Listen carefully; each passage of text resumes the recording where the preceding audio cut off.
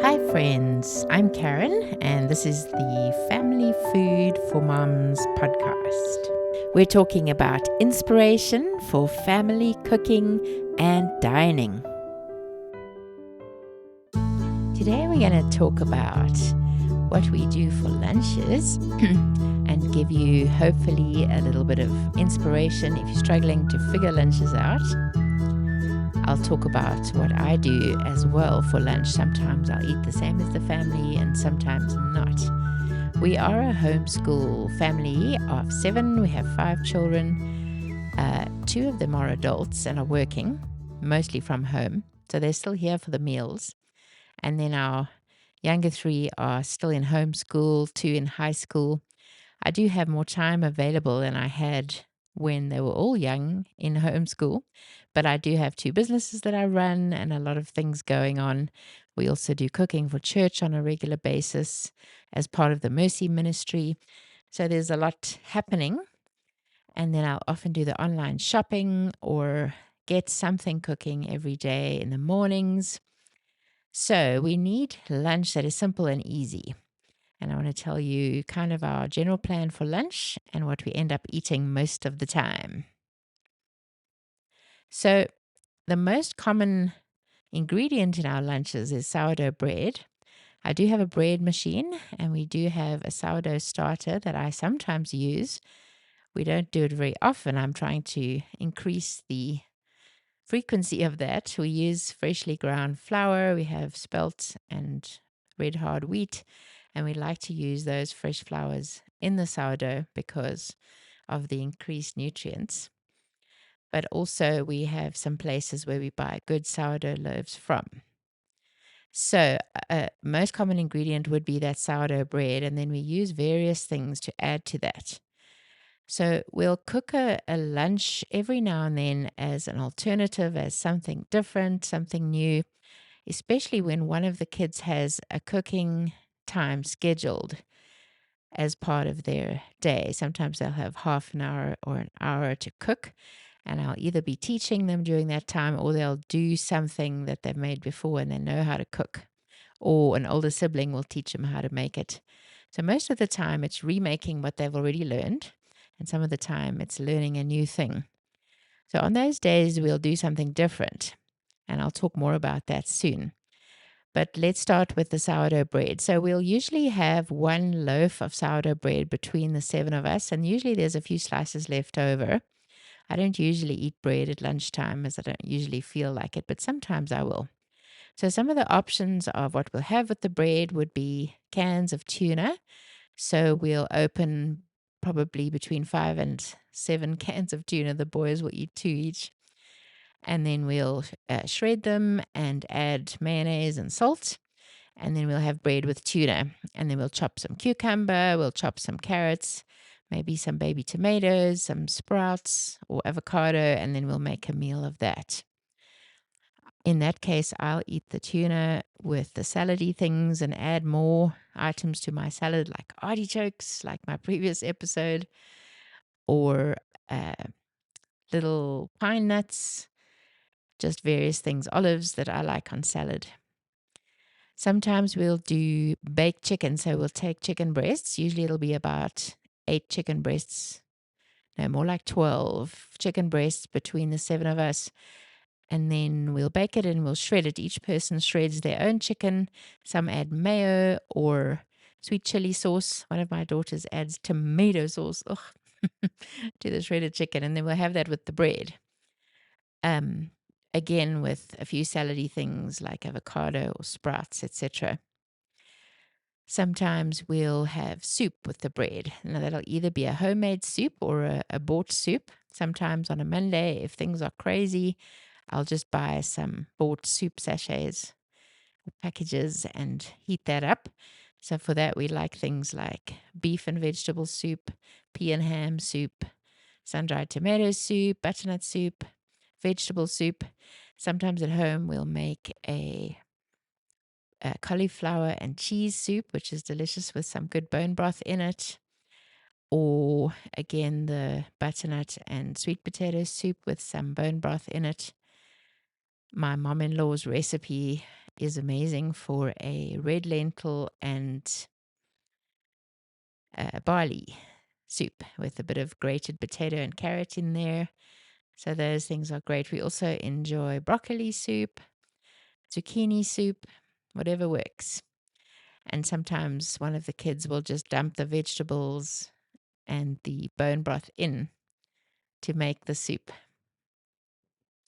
Then another thing with sourdough is often ham or other deli meat. We order from a healthy grocery store once a week, and we get ham that's doesn't contain nitrates or is regeneratively raised. I'm not sure exactly, but it's definitely good ham, and sometimes pastrami, the things that children enjoy. And then we'll just do the same with a few salady ingredients, whatever we feel like or whatever we have, and add those. Sometimes we'll add some fruit as well, like papaya or pineapple or berries or strawberries. So those are the main ones with bread, and that'll be probably 4 times a week. Then we'll have nachos quite often, usually with ground beef, sometimes with chicken. So my middle son, will often make the bolognese from the mince during his cooking time. And we add a little bit less tomato puree to that than when we make bolognese. So it's a slightly different ground beef recipe for nachos. And then sometimes we'll just do baked or crock pot chicken, where we just stick the chicken in the crock pot for about 2.5 hours with a little bit of broth, and then it's easy to shred. And then we'll have sour cream. Some people like sour cream and some yogurt, so we'll have both. We'll have a bit of salsa, guacamole from fresh avocados, some grated cheddar, and one other thing that I've forgotten. Oh, of course, the nacho chips. Lovely salted non-GMO nacho chips. Everyone enjoys that. It's a good warm lunch. Then another one that's easy, and I'll just stick them in the oven in the morning sometime, is baked potatoes. So if we have a big bag of baked potatoes, everybody has about 2, and then we'll make a bolognese or chicken to go on top. So if it's a bolognese, we'll do the kind that we do with spaghetti, nice tomatoey, basil pesto-y bolognese. Or we'll do the baked chicken or crock-pot chicken, shred it and add it on top of the baked potato. And then we'll sometimes do a sauce, creamy sauce, similar to what you'd use in a shrimp cocktail, which is mayonnaise, a little bit of tomato sauce in it, and some lemon juice. And that's a good lunch. And then again, just some carrots or cucumber or even carrot salad. My daughter likes to grate carrots, and we add in a little orange juice for a lovely carrot salad. Then another lunch is leftovers. I don't like to leave leftovers in the fridge anymore because I found the fridge gets too full and they get forgotten about. So now if we have some leftover meat of some kind or some kind of casserole, then I'll put it in a glass container with a lid and stick it in the freezer. And then once a week, we'll take all the containers out of the freezer in the morning.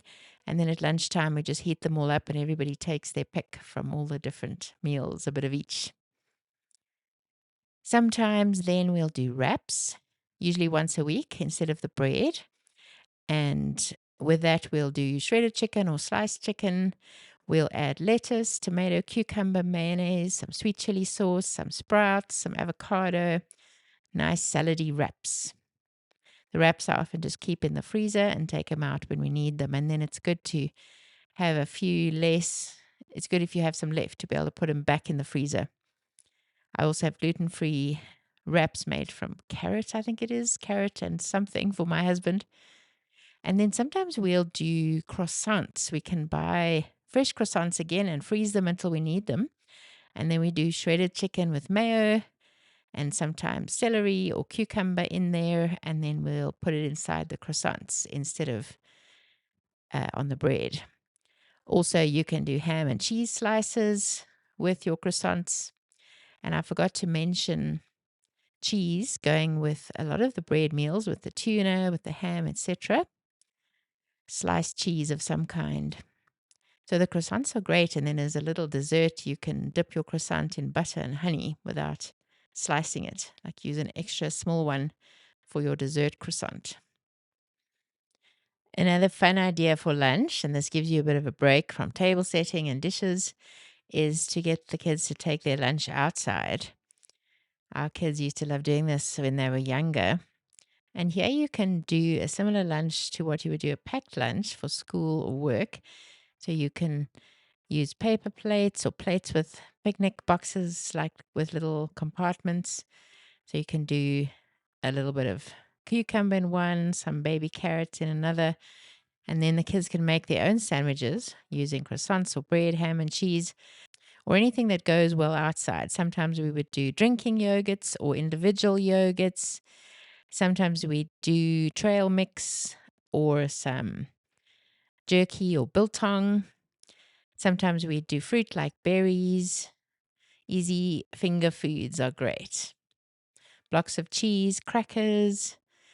There are many great things that could work for that. And you can also use up leftovers this way.